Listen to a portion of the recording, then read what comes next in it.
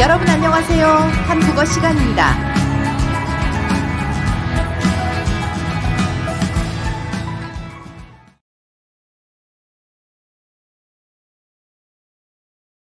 What is Hangul?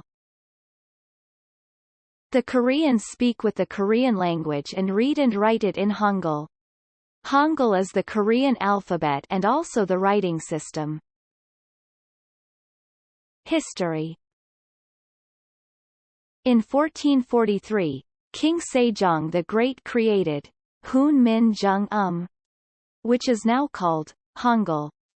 He was a brilliant linguist and also a king who loved his people very much. He believed that, if he could create letters that anyone could easily use, it would reduce the inconvenience and disadvantages that people who didn't know letters could have, making the people happier. The name Hunmin had such a serious meaning. Korean people are very grateful to King Sejong, who created Hangul, which is easy and convenient to learn and use. Characteristics of Hangul. Hangul has simple shapes and a systematic, clear principle of creation, making it easy for not only young children but also foreigners to learn. Hangul is also a sound-based script, allowing for the transcription of all sounds including the sound of wind, water, animal noises, and foreign languages. Hangul is a phonetic script, where each syllable is divided into consonants and vowels. For example, there is a word ki-rin. Ki-rin means a giraffe in English. Ki-rin can be split into two syllables in Korean. The first syllable is gi, and the second syllable is lin. Gi is split into a consonant gi-yog and a vowel e. Lin is split into a consonant ri-ul and a vowel e. And a final consonant ni-un. So, when studying Hangul for the first time, you need to first learn the 14 basic consonants and 10 basic vowels. The principle of making consonants. How consonants were made. However, these consonants and vowels have the principle of creation. First, let's take a look at the principle of how consonants are made. King Sejong established 5 basic consonants, based on the position of the sound. 기역, 니은, 미음, 시옷, 이응. He then added additional strokes to create the remaining consonants according to the strength of the sound. He knew that similar sounds are organized into similar systems. Then shall we find out where the 5 basic consonants and the remaining consonants with a system similar to them produce sounds? Take a look here. This is the sagittal plane of the head, to see the 5 places where sounds are made. This is the tongue.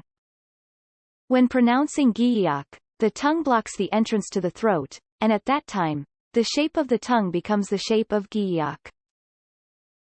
This is the upper teeth.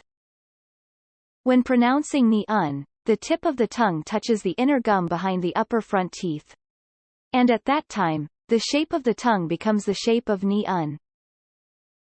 The red part here are the lips. When pronouncing mi-um, the sound is made on the lips. This part is the lower canine teeth. When pronouncing shiat, air flows through here, and the shape of the teeth looks like shiat.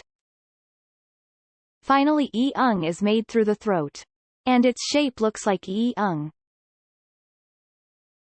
Based on the shape of the tongue, and the places where sounds are made, the 5 basic consonants were created, and consonants that sound similar were also created, by adding strokes according to the strength of the sound. Therefore, we can infer the nature of the sound just by looking at the shape of letter. The principle of making vowels. How vowels were made. King Sejong created 10 basic vowels in a simple manner.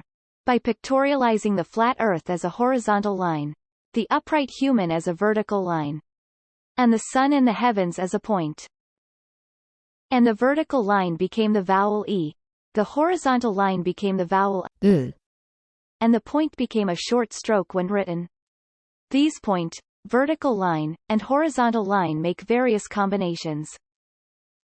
by attaching 1 point to the outside of the vowel e. A was made. And ya was made by attaching 2 points. In the same way, by attaching 1 point to the inside of the vowel e. A was made. And yo was made by attaching 2 points. O is made by attaching 1 point to the vowel a at the top. To create yo, attach 2 points above a. The 2 points were put together to make yo. In the same way, attach 1 point to the bottom to make wu. To create u, attach 2 points below a. Isn't it easy? Hangul, combination of consonants and vowels. Now let's look at some models for letters that combines consonants and vowels. For letters, that include e, such as ga, na, da, ra, or mi, the consonant is on the left and the vowel is on the right. In the case of letters that include a, such as bo, so, wu, ju, shu, the consonant is on the top and the vowel is on the bottom.